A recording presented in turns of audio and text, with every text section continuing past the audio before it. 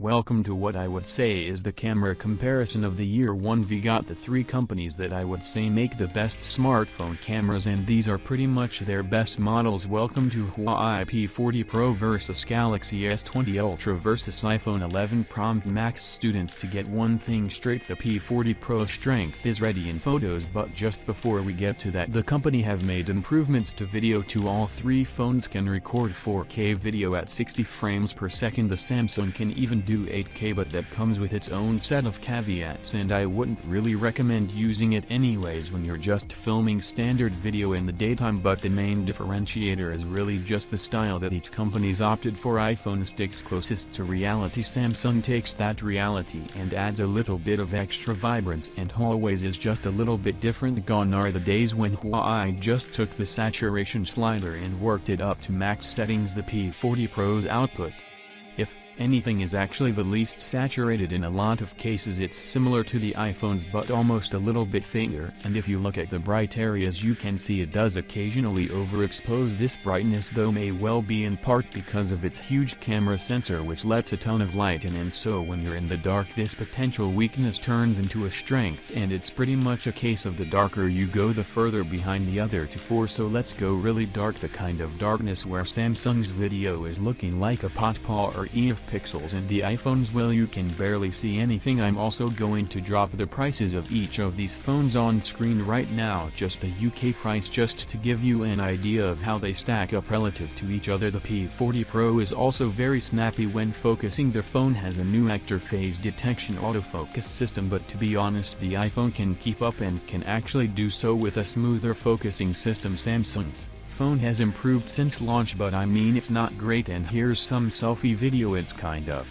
amazing. We've got smartphone for here that can take phenomenal video on their front cameras, and what are the first things you might be able to tell is that always dialed up the audio quality on their phones, and their eye noise reduction is now fantastic also, and this of things that always improved. You've got the fact that the company has really pushed the quality of its zoom and its ultra light, which you can see here, but they've both comments like caveats. For example, while was using an ultra wide camera built specifically to take cinematic video, then so the output looks great and really consistent with its main camera. Compare that to Samsung where the quality falls and the phone kind of punches up the contrast to try and compensate. The trade-off for Huawei is that this ultra-wide isn't really ultra-wide. Okay, the zoom cameras add an even more interesting layer of complexity to this, because before we and Samsung are fantastic, this right here is at 6 times magnification, and if you take a look at the ducks here you can see that Huawei's even edges out Samsung's space zoom, or if you one of those people you could just screw it and zoom in 15 times, and it's cool that you can do that and still get, well, I wouldn't call it sharp video but a serviceable video. The iPhone keeps it together but is noticeably less crisp than the other two, but here's the twist: you could argue that for most of the time you zoom you'll probably be zooming 2 to 4 times, and in those cases you'll actually get better quality from the iPhone. With the other two we're not quite magnified enough to activate their telephoto cameras, so at this stage they're forced to just using digital zoom with their main cameras, and it's not pretty. Now almost every clip you've seen so far was actually taken handheld, so you don't need telling. The stabilization is a plus on all three of these phones, but what if you stopped moving? Well, if you're filming at 4K resolution, a gentle walk is fine, it'll look good on all three, but if we up the pace then the P40 and iPhone's footage starts to fall apart. There's just too much motion for them to handle. If you lower that resolution to 1080p each phone improves, but Samsung is king of stabilization. I should say though that what Huawei wants you to do with video is use its ultra wide angle camera that was built for situations like this, so if you switch to that then even at 4K it does a pretty good job. Okay, so just before I get to slow motion I'm itching to address the elephant in the room: photo quality, and this is where Huawei shines. You might well know that past phones from the company have had some, let's say, interesting color processing algorithms, but it definitely feels like this has been tweaked to focus on natural shots with, again as with video, the slightly faded look on default settings. One thing that becomes quite apparent here is the sheer size of the sensors on Huawei and Samsung. Large sensors equals big depth of field, or in other words crisp foregrounds and nicely blurred backgrounds. You're almost taking photos that look like portrait mode shots without actually needing to use fake portrait mode. If you actually do use portrait mode like here, you can obviously have as much background blur as you want, and I'd say iPhones have been the gold standard for portrait mode for a while, and even though Huawei has made leaps and bounds, that doesn't change here. All phones take good quality ultra-wide photos during the day at least, but is with video quite apparent as Huawei's not so wide-angle. Samsung and Apple's shots are just more dramatic. Zoom when taking photos is maybe the most interesting part of this comparison. On paper you might think that Huawei's got this one in the bag. After all, it has a 5 times optical zoom versus Samsung's 4 times, but not quite. Samsung's zoom camera may have less magnification, but it has a higher resolution, so for photos when you start zooming in crazy numbers, Samsung has more room to crop inside its image. The big question though for a lot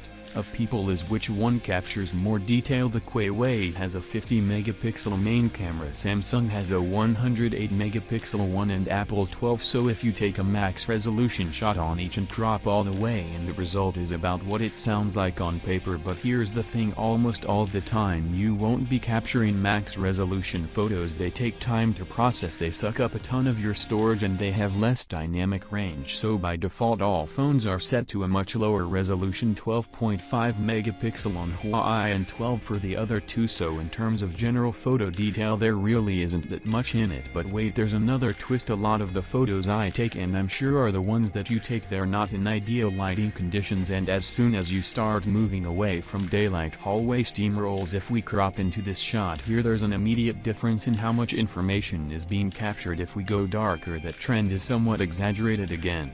This is not using the night mode on the phones, just auto. The only thing I would say about Huawei is that it sometimes can slightly overcompensate on cool tones when shooting in low light. What about night mode then? So each of these phones comes with a night mode that lets you hold them steady for a few seconds and capture more information. And to give you an idea, this is that same photo taken using night mode on all three. Back to normal and night modes, you can probably tell the iPhone sees the biggest immediate gain from this piece of software and will always barely change. So to reiterate, if you're just shooting on auto mode on all the phones, P40 feels like a literal generation ahead. If you are gonna use night mode though, the providing things aren't too dark, all three are great. Then to be honest, which smartphone's photos you prefer is more of a style thing as opposed to one being explicitly better than the others. But if you get really dark, then something starts acting up. When things get so dark that Samsung can't draw out finer details, then rather than just keeping the image dark like the iPhone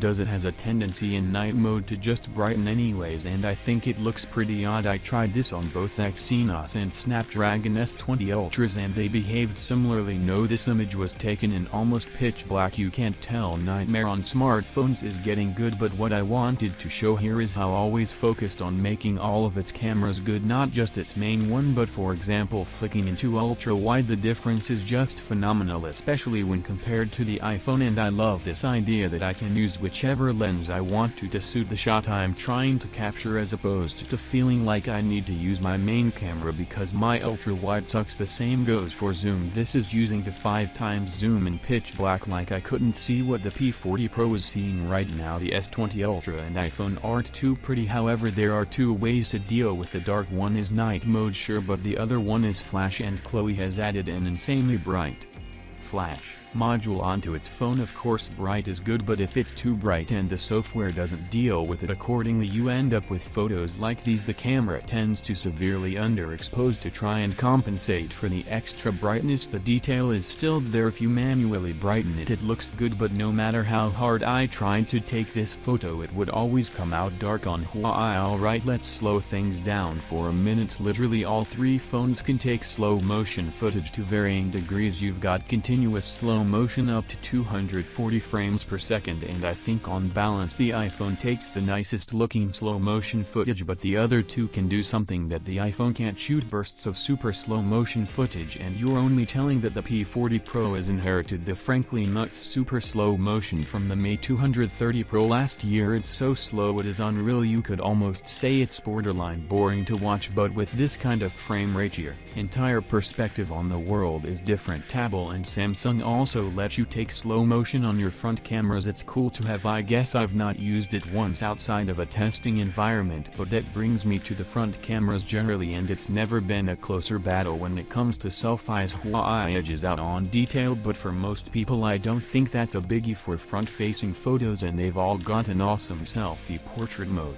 So which phone do you think won? Huawei's phone is still on early software, so it might improve, but my conclusion is that iPhone is still the king for video, but its leader is shrinking over its Android counterparts, and also that my favorite phone for photos is now the P40 Pro. Thanks for watching. Sub will be awesome, and see you on my next video.